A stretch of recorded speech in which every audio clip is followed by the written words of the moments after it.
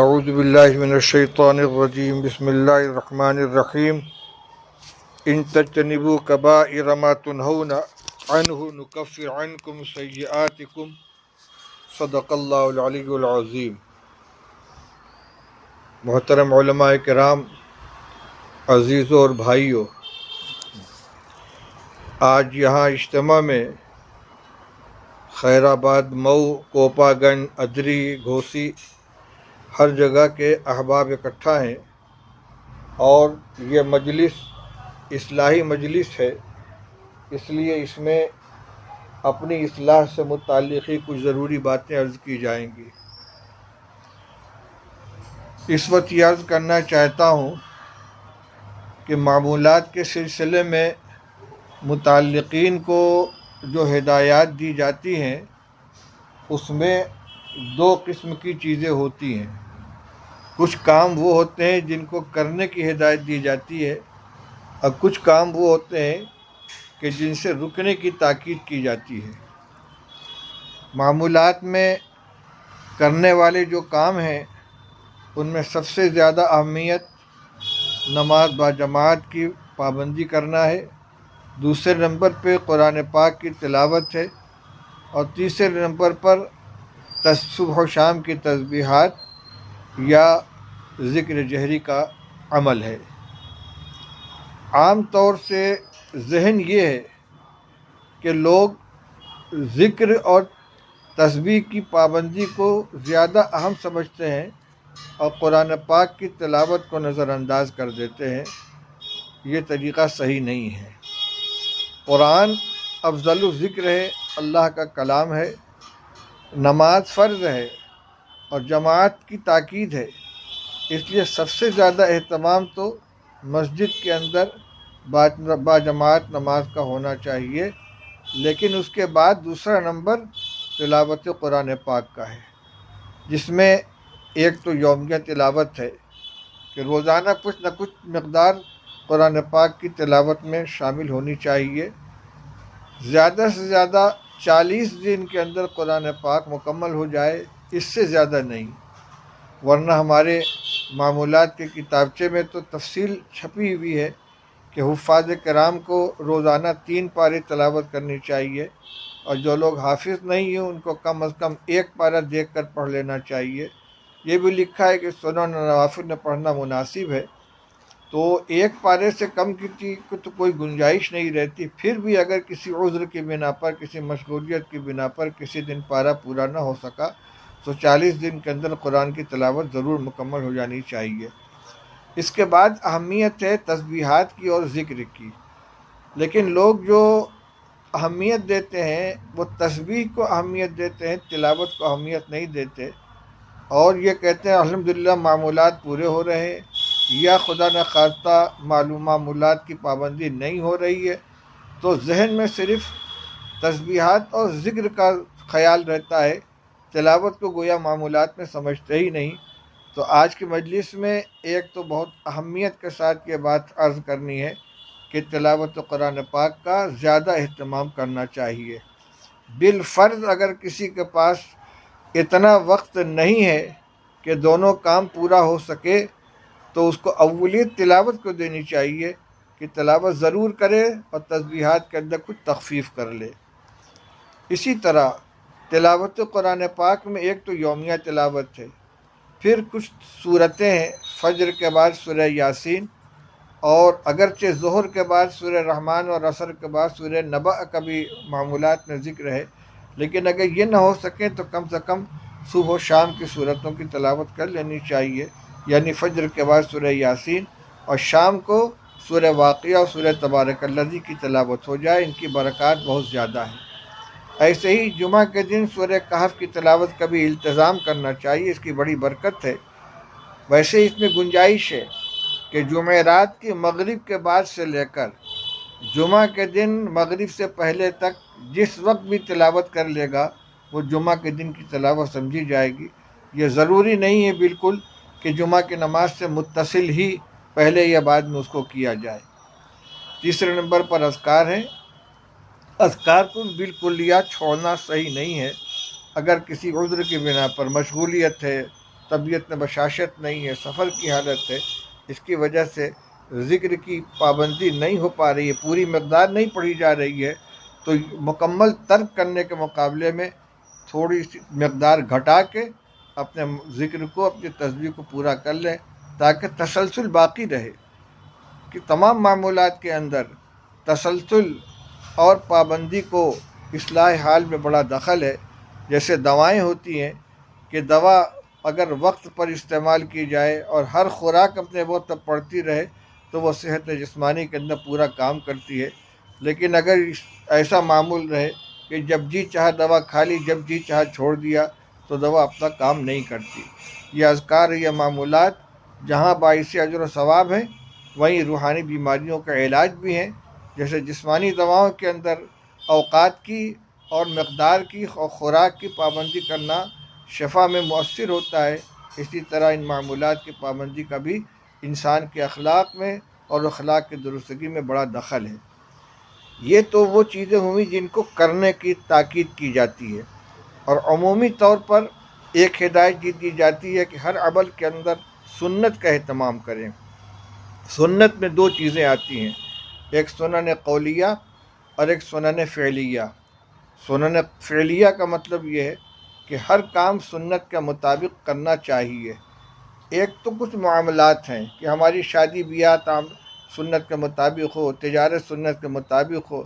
ایک روزمرہ کے جو انسان کے اعمال ہیں، کھانا پینا، سونا اٹھنا، استنجا کے لیے جانا نکلنا، مسجد میں داخل ہونا نکلنا، لباس پہننا اتارنا، ان چیزوں کے اندر جو سنت ہے اس کی رعایت کرنا، کہ ہر اچھا کام داہنے سے شروع کیا جائے اور اس کے مقابل کو بائیں سے شروع کیا جائے۔ یہ تو ہے سنن فعلیہ۔ اور دوسرے نمبر پر سنن قولیہ ہیں۔ سنن قولیہ کا مطلب یہ ہے کہ رسول اللہ صلی اللہ علیہ وسلم سے جن موقعوں پر جون سی دعائیں پڑھنا منقول ہے، ان تمام دعاؤں کا پورا اہتمام کیا جائے، یعنی مسنون دعاؤں کا اہتمام کیا جائے۔ کھانے سے پہلے کی دعا، کھانے کے درمیان الحمدللہ، کھانے سے فارغ ہونے کے بعد کی دعا، دسترخوان اٹھنے کے وقت کی دعا، اسی طرح استنجا خانے میں جانے سے پہلے، نکلنے کے بعد، وضو کرنے سے پہلے، وضو سے فارغ ہونے کے بعد، مسجد میں داخل ہوتے ہوئے، نکلتے ہوئے، یہ ہر موقع کی دعائیں کتابوں میں لکھی ہوئی ہیں، ان کا اہتمام کیا جائے۔ یہ بھی سنت، اس لیے کہ رسول اللہ صلی اللہ علیہ وسلم پر اس کا عمل کرنا ثابت ہے۔ تو یہ ہو گئے ہمارے معمولات جن کا تعلق کرنے سے ہے، اعمال سے ہے۔ دوسرے نمبر پر وہ چیزیں ہیں جن سے بچنے کی تاکید کی جاتی ہے۔ ایک تو عمومی کہ ہر طرح کے گناہ سے آدمی اپنے آپ کو جلوت و خلوت میں بچائے، نہ لوگوں کی نگاہوں کے سامنے اور نہ تنہائی میں، کہیں بھی کوئی گناہ نہیں ہونا چاہیے۔ خاص طور سے گناہ کبیرہ سے بہت زیادہ اہمیت کے ساتھ اپنے آپ کو بچانا ضروری ہے۔ عام گناہوں کے علاوہ دو گناہ ایسے ہیں کہ جس میں عمومی ابتلا ہے۔ آج بھی عصر کے بعد حضرت مولانا اشرف علی صاحب تھانوی رحمۃ اللہ علیہ کے ملفوظات پڑھے جا رہے تھے، اس میں بھی یہ مضمون آیا کہ دو گناہ میں عام طور پر لوگ مبتلا ہیں، ایک بد نظری اور ایک غیبت۔ میں یہ تاکید کیا کرتا ہوں کہ نگاہ کی اور زبان کی خاص طور سے حفاظت کریں۔ نگاہ کی حفاظت کا یہی مطلب ہے کہ بد نظری سے اپنے آپ کو بچائیں، عورتوں کو دیکھنا، امرد لڑکوں کو دیکھنا، اور آج کل ان سب سے زیادہ ابتلا بڑے موبائل کا ہے۔